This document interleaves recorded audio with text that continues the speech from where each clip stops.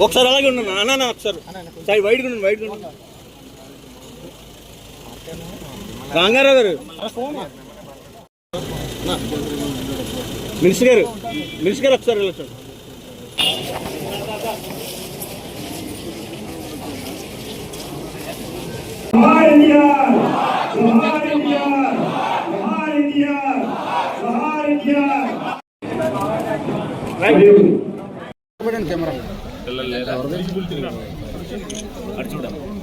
ఒకసారి వెనక్కి పెట్టి కెమెరా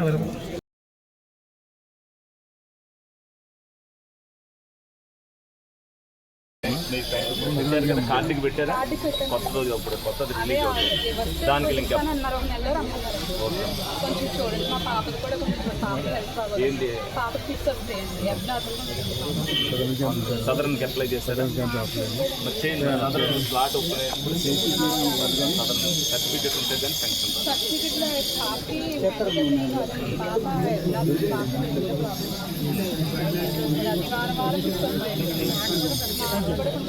మరి అటువంటిప్పుడు సదరన్ పెట్టచ్చు కాదు మాటలు రాపోయినా అది ఉంటుందమ్మా అలా కాదు మాటలు రాకపోతే వస్తుంది డెఫినెట్గా వస్తుంది టెస్ట్ చేయండి మీరు పెట్టండి మేము ఇచ్చేస్తాం ఏమ్మా ఏంటి మీకేం వస్తాయి రేషన్ వస్తుందా లేదా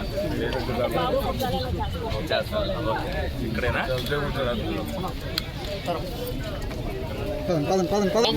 ఆయన రాని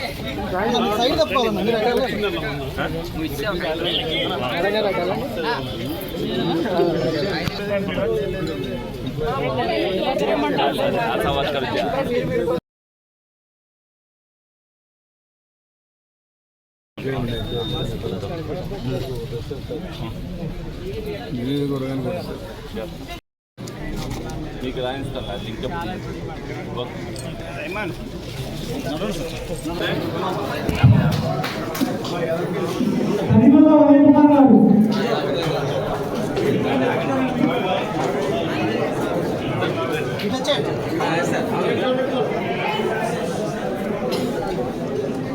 రైట్ ఇలాగ ఉండదు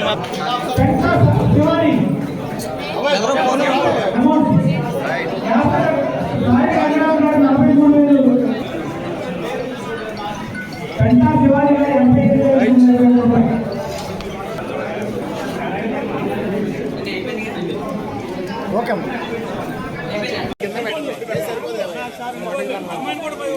రికార్డ్ అవుతున్నాను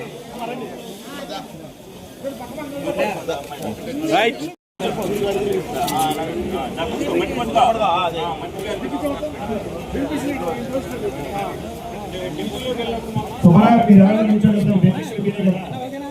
ఓకే రైట్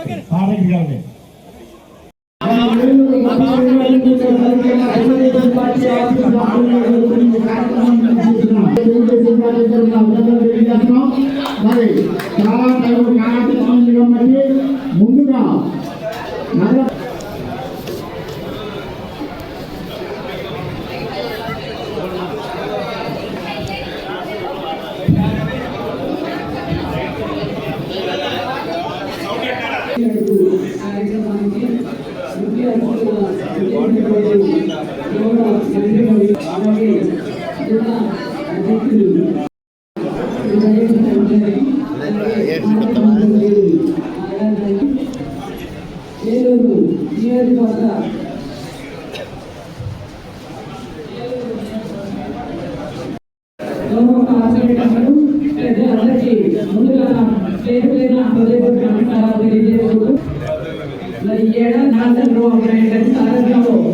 జరుగుతున్నటువంటి అభివృద్ధి సంక్షేమ కార్యక్రమాలకు డివిజన్ ఇన్ఛార్జ్ ఏం చేశారు, క్లస్టర్ ఇన్ఛార్జ్ ఏం చేశారు, ఏదైతే చైర్మన్ ఏం చేశారు, ఎమ్మెల్యే ఏం చేశారు అనేది ప్రతి ఒక్క కార్యక్రమం కూడా ఆయన దగ్గర ఉన్నది.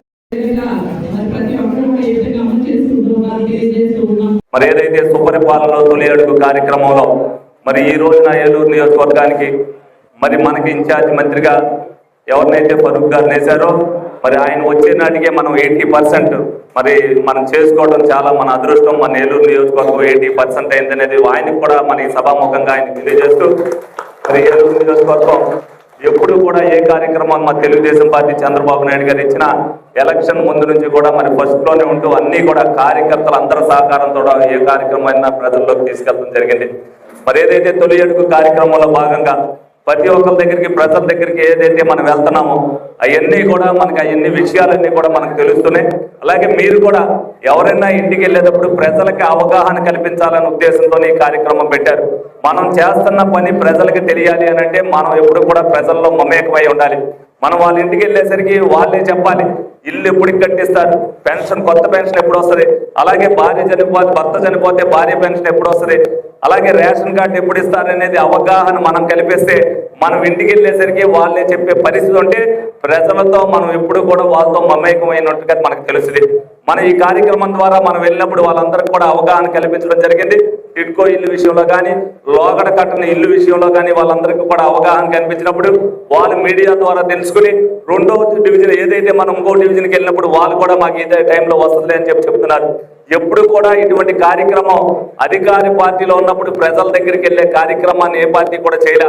మొట్టమొదటిసారిగా తెలుగుదేశం పార్టీ ప్రజలకి ఇది చేసాం, ప్రజలకి మనం చెప్పవలసిన బాధ్యత మనకు ఉందని చెప్పి మనందరినీ కూడా ఏదైతే ఒక కార్యక్రమాన్ని నిర్వహించారో రేపు భవిష్యత్తులో కూడా ప్రతి సంవత్సరం కూడా తెలుగుదేశం పార్టీ చేసేది, చంద్రబాబు నాయుడు గారు చేసేది, లోకేష్ గారు చేసేది, విద్యారంగంలో తీసుకొచ్చిన మార్పుల గురించి కానీ ఇవన్నీ కూడా మనం వాళ్ళకందరికీ కూడా అవగాహన కల్పిస్తేనే ప్రతి దాంట్లో కూడా ప్రజలను భాగస్వామ్యం చేస్తేనే వాళ్ళకు కూడా చైతన్యం వస్తుంది.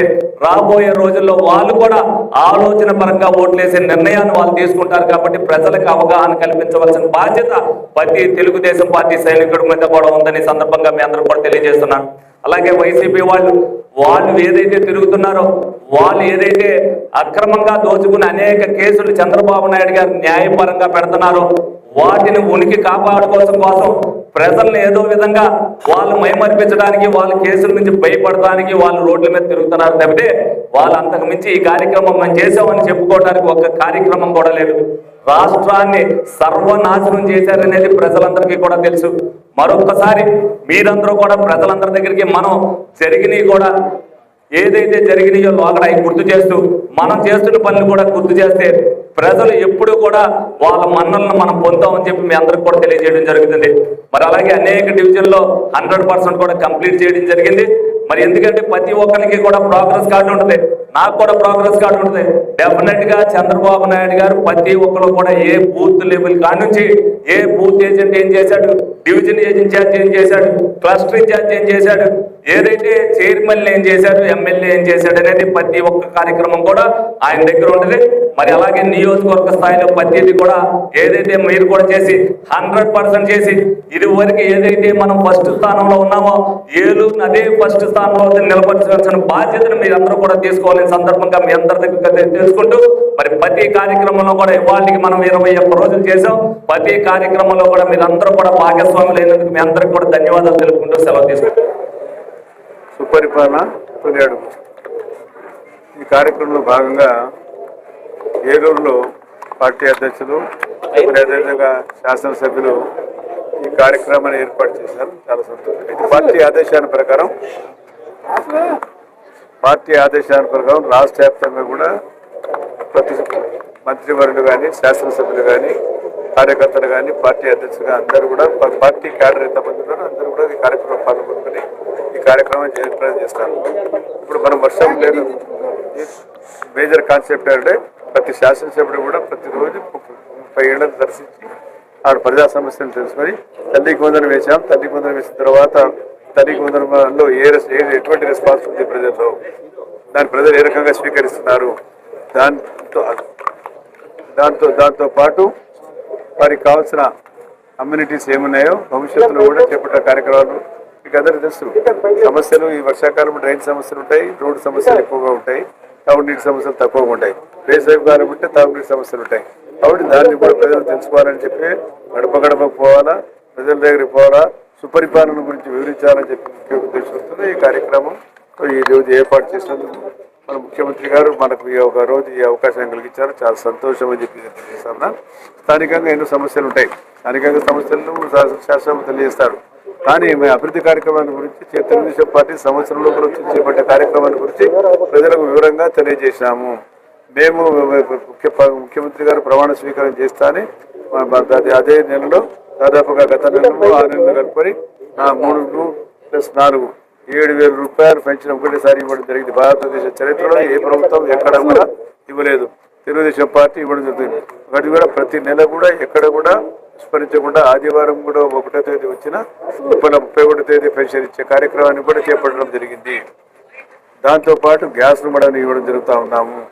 మన దాంతోపాటు మనకు ఈరోజు తల్లికి వందనం ఏదైతే మేజర్ చౌదరికి వందనం ఏదైతే ఉందో దాన్ని ప్రజలకు ఇవ్వాలా అని చెప్పి ఎవరైతే పిల్లవాళ్ళు చదువుకుంటున్నారో స్కూల్లో చదువుకుంటే ఎవరైతే పిల్లలు ఉన్నారో వారికి అందరికీ కూడా ఇవ్వాలి వారి అకౌంట్లో అని చెప్పి దాదాపుగా ఈరోజు రాష్ట్ర వ్యాప్తంగా గత ప్రభుత్వంలో 4,20,000 మందికి 42 లక్షల మందికి వేస్తే మన ప్రభుత్వం దాదాపుగా 67 లక్షల మంది పిల్లలకు చదువుకునే పిల్లలకు పెన్షన్ వేయడం జరిగింది. 2% మాత్రం కొంతవరకు కరెంట్ బిల్ అని చెప్పి తర్వాత ఇంట్లో కారు ఉందని ఫ్యాన్ ఎక్కువ వాడిందనో ఇవన్నీ ఉన్నాయి కానీ 2%. అదేవిధంగా మా మైనార్టీ ముస్లిం సోదరులకైతే దాదాపుగా గత ప్రభుత్వంలో కేవలం 420 కోట్లు వస్తే ఈ ప్రభుత్వంలో దాదాపుగా 718 కోట్ల రూపాయలు వచ్చాయి. బీసీఈలు ఉండేవారికి బీసీపీలు ఉండే దుద్దేకుల సోదరులు కానీ అదేవిధంగా క్రిస్టియన్ సోదరులు కలిపి దాదాపు 850 కోట్ల రూపాయలు వేయడం జరిగింది. గత ప్రభుత్వం కన్నా 54% మంది ఎక్కువ మంది పిల్లలకి వేయడం జరిగింది. 13,000 రూపాయలు ఇవ్వడం జరిగింది. పిల్లలకు సంతోషం చాలా ప్రతి ఇంటికాడికి పోతే కూడా చాలా సంతోషంగా ఉన్నారు, చాలా ఆనందంగా ఉన్నారు. ఒక పిల్లవాడిని చదివించేవారు లేకుంటే ఇంకో 2వ పిల్లవాడికి కూలి నానికి పంపించేటోళ్ళు ఈరోజు 2వ పై కానీ 3వ పై కానీ అందరి పిల్లలు చదివించుకునే అవకాశం ముఖ్యంగా కలిగింది. అందులో భాగంగా నేను మైనార్టీగా మంత్రిగా మా పిల్లలకు ఎవరైతే ఉన్నారో మైనార్టీలకు కొంచెం అధికంగా కంపేర్ టు అదర్ కమ్యూనిటీ మా కమ్యూనిటీ పిల్లలు ఎక్కువ ఉంటారు. ఇప్పుడు అందరికీ పడేటప్పుడు మరి ఈరోజు ఫిజికల్ డిసేబుల్కి ఎంత పడ్డారని 15,000 రూపాయలు పడుతూ ఉన్నాయి. కిడ్నీ పేషెంట్కు 6,000 పడుతూ ఉన్నాయి. ఫిజికల్ హ్యాండిక్యాప్లకు 6,000 వస్తూ ఉన్నాయి. ఈ రకంగా ప్రభుత్వం ఒక స్వచ్ఛంద సేవా సంస్థ ఏ రకంగా పనిచేస్తుందో అంతకన్నా బాగా పనిచేస్తూ ఉంది ప్రభుత్వం. కాబట్టి చంద్రబాబు నాయుడు యొక్క ప్రభుత్వం ఈరోజు ప్రజల కోసం పాటుపడుతూ ఉంది, ప్రజా అభివృద్ధి కోసం కూడా పాటుపడుతుంది. ఈరోజు రాష్ట్రంలో ఇండస్ట్రీస్ రావాలా, జాబ్ క్రియేట్ చేయాలా, ఈరోజు అందరికీ కూడా ఉపాధి కలగాల అని చెప్పి ఈరోజు అన్ని రాష్ట్రాలకు ఆయన ఇండస్ట్రీస్ రావాలా. ఇండస్ట్రీస్ రావాలంటే డబ్బు కావాలంటే మనం మన ఆర్థిక పరిస్థితి మెరుగుపరుచుకోవాల్సిన అవసరం ఉంది ప్రభుత్వానికి. కాబట్టి ఈరోజు ఇండస్ట్రీస్ రావాలని చెప్పి ఉద్దేశంతో రామకృష్ణ బాబు గారు కానీ చంద్రబాబు గారు కానీ రాత్రి కూడా ఇండస్ట్రీస్ పిలిపించి మా రాష్ట్రానికి అంటే గతంలో మన రాష్ట్రాన్ని విస్మరించారు.